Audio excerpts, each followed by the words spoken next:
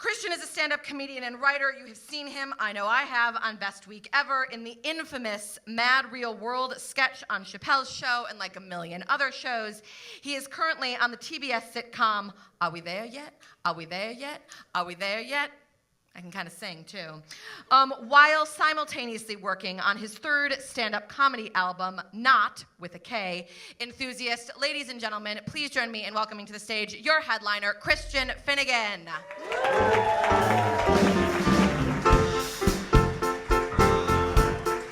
Thank you. Sarah Barron, huh? I remember her from the open mic Salt Mines. So delightful to be here. In the, what'd you call this, the East Village, I guess? It's the Village, the coolest neighborhood in New York City, if this was 1997. It's still not bad. I was actually in the real East Village last night. Here's a fun little game for those of you who live in New York or visiting New York. When you're in the East Village, go to St. Mark's Place between 2nd and 3rd Avenue on any Friday or Saturday night, and try to identify one person you would save in a fire. That's right, you heard me. One human being you would not allow to perish in flames. That is the challenge. I can't, I've tried. I'm like, no, you should die, and you should die. Oh, I'd start the fire that killed you. Would I save you? I was gonna save you, and then you bought a fedora with the weed symbol on it, so I can't. You were so close. But it's lovely to be here in this part of this Twitter event. I am a Twitter person, I guess. I mean, I guess you have to be. I'm in that weird sort of tweener stage. Do you know what I mean? Where it's like, I'm not old enough that I can just be above Twitter, but I'm not young enough that I know it intuitively. Do you know what I mean? Where it's like, I constantly feel like a dad trying to rap. That's where I'm at in my life. I do have one little fun game on Twitter I play. It's called Made You Google. And that's where I post something that is just a flat-out lie that will surely enrage people. And then about 30 seconds later, just tweet, Made You Google. Do you know what I mean? That's like earlier today, I tweeted that South by Southwest was funded by the Koch brothers. And I think it's most fun when you take something that people love and then really crap on it. Do you know what I mean? Where it's like, oh, I can't believe they're doing a Matrix reboot, but I think Zac Efron will make a great Neo. Do you know what I mean? Like, and then people are like, what? I made you Google. I think I told people that Jared Leto was the new singer for the Arcade Fire. That was a fun one. I am sort of older though. I am 40 now. Thank you. I don't know what that. I'm actually okay with it. I'm actually excited to be in my earlies again. Does that make sense? Like, I'm now at the beginning of something. You know, I'm really young for a guy in his 40s, as opposed to last year when I was desperately clinging to my 30s. But I'm 40 years old, so my body is decaying rapidly. But I am a comedian. Like, what you're watching right now is my job. Like, this is not like not like a heart surgeon by day, and this is what I do. This is not like a Make-A-Wish situation that I'm up here. This is my gig, what I do. So that means, I don't know if you realize, there's not a whole lot of adult skills that come into play with being a stand-up comedian. So I am like 50% 80-year-old man and 50% 6-year-old girl. Like, you should never find yourself where I'm at in my life right now, where you have to buy medicated back pads on a regular basis, but still have no idea how the stock market works. I have no clue. Over Christmas break, my cousin spent 20 minutes telling me how I needed to get a Roth IRA. She's like, you really got to invest in a Roth IRA. And the entire time, all I did was imagine David Lee Roth as an Irish terrorist. It's a fun time. Give Ireland back to the Irish, scoobity-bop. For you millennials, David Lee Roth was a singer in a rock and roll band. Rock and roll was a form of music popular in the 20th century. Tears of a clown. I'm getting fatter by the hour. That's not fun. Have I gotten fatter since I've been on stage? I think I have. I was fat, and then I got skinny, and now I'm getting fatter again. At this point, I've separated my wardrobe into two piles, with me and against me. Those are the two, and with me is having its ass handed to it on a regular basis. It's awful. Like, I don't have to buy new clothing yet, but I am definitely pushing maximum capacity on this particular belt hole.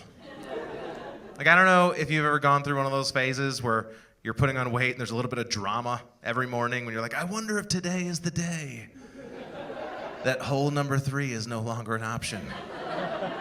And when you're able to get the belt to the right hole, it's like, yes, I did it. Meanwhile, the hole is now this long. Because every day begins a little bend and stretch. Thank you, leather, most forgiving of materials. Am I the only one here who decides what pants I'm gonna wear every day according to how long I have to sit down that afternoon? Is that, nobody else factors in that criteria? It's very important, right? You gotta think about it, like, all right, where am I going? Going to a party, ooh. I'm gonna be standing all night. I can wear the tight fitted pants. What, we're going to the movies, what are we seeing? Wolf of Wall Street, that movie is 14 hours long. Bring forth the sweatpants. I think it's weird that we call them sweatpants, but if you're wearing them, you probably don't sweat often enough. They should call them you desperately need the sweatpants. Thank you for the applause. It all counts. I go to the gymnasium, as one must at a certain point in his life. I went to a personal trainer for a while, but it's just too manly. It's too alpha for me. You know what I mean? Like, the guy was like always in my face. He's always like, come on, man, bring it, bring it. It's like, dude, I don't even know if I have it. Like, how about I look around and I bring whatever I find? How about you bring it and I borrow it for like an hour? Would that work? Is there a sadder moment in anyone's life than when you take your gym clothes off after having spent all day not going to the gym? Say anyway? That's the saddest, right? That's the saddest thing you can possibly do. You know, you wake up, you're like, I'm going straight to the gym today. I'm waking up, going right to the gym. Just got to read this one email, then I'm going to go to the gym. You know what? It's not healthy to go to the gym without having a little bite to eat first. Got to have a little breakfast, and I'm going right to the gym. You know what? You got to give your body time to recuperate after you eat. I'm going to wait a little time. Then I'm going, you know what? I need to respond to that email. And then all of a sudden it's 6:30 in the evening and you're like, this is not going to happen. This is, I am the worst person alive. I have to start growing up, I guess. I am married. Sorry, fellas. I know I give off a certain high school drama teacher vibe. And scene. I'm a father as well. My wife and I, last year, we adopted a child from Central America. Thank you. That's very sweet of you. I didn't say it to make it sound like I'm a better person than you are, but if that's what you take, that's fine. I'm not going to tell you what to think. We adopted a 5-year-old boy from Honduras. It's going very well so far. $22 a month, childreninternational.com, which I don't know why you laughed at that. Oh, did you guys think I meant one of those like live in your house adoptions? I do not like children in the flesh. No, this is more of like a rent to own scenario. Fine, we're sponsoring a child. Let me tell you this, if you are considering sponsoring a child, I highly recommend you go with Children International, okay? Because you will not beat $22 a month. That's as good as it gets. I was like, really? Christian Children's Fund? Really? $26 a month? Really? I saw the same kid for 22 at Children International. I don't know what kind of scam you're running, but this is nonsense. You know they make you pick the kid, right? You go to the website, there's hundreds of photos of children. God forbid you just donate money to be a humane person. Like, no, I want that kid right there. Don't give this kid any of my stuff. I want this kid. It's something about his face. I don't like his face. I got dibs on that one. It's not how it works. You should know this. When you give to a charity like that, you're not giving to an individual. You give to an organization, and then they build hospitals and buy school supplies. It's not as if these kids show up on the first day of school, and they're like, all right, Eduardo, here's your pencil. Felipe, you should have smiled more. What can I tell you? You're not quite adorable enough to live. And, oh, how dare you moan at me, people? How dare you? I'm the one giving that kid money, not you, okay? That joke is bought and paid for like 50 times over. That doesn't somehow morally absolve you. Like, I don't sponsor a child, but a comedian once made a joke and I hissed, so ethically I'm covered. No, I don't want to bum people out. Let me tell you a little bit about my son.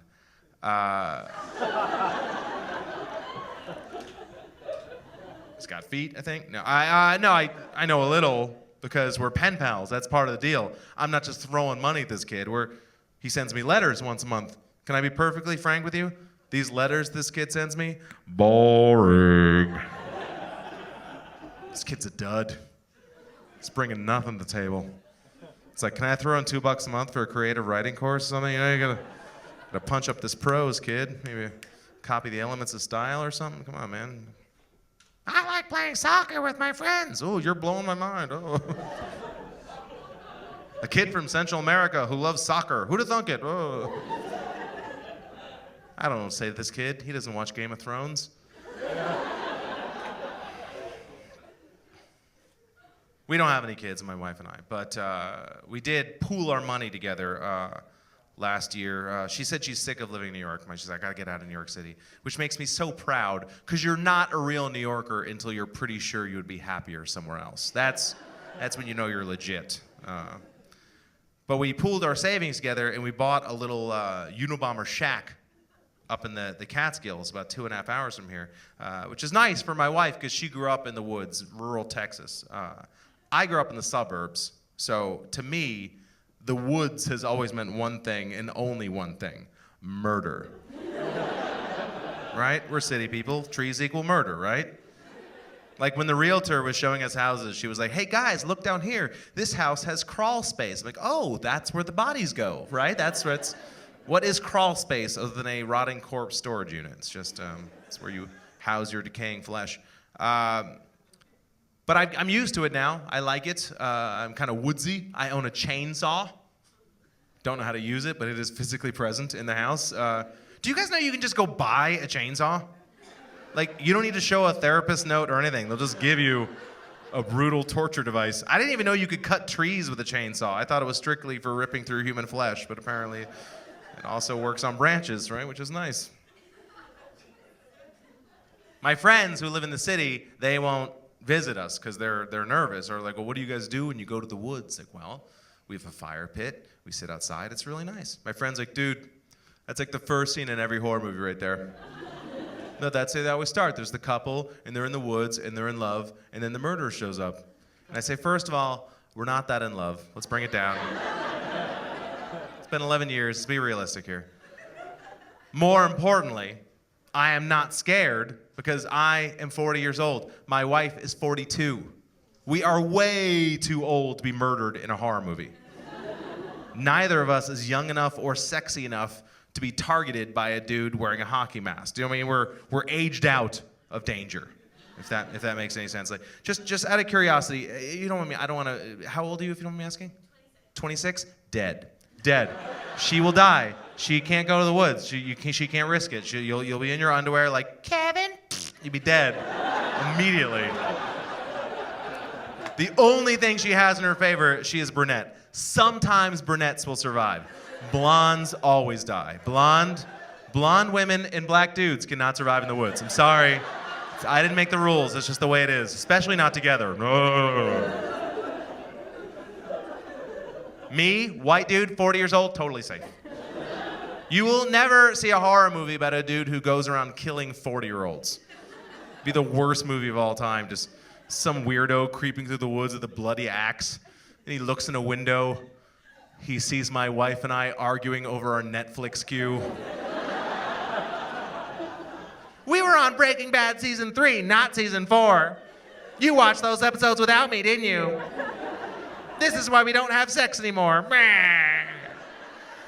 And the murderer be like, I'm gonna leave you guys alone. You guys are kind of freaking me out. I saw some frat boys down the road. I think I'll go murder them. People, you've been a pure delight, and I hope you have a lovely evening. Thank you very much. Bye-bye.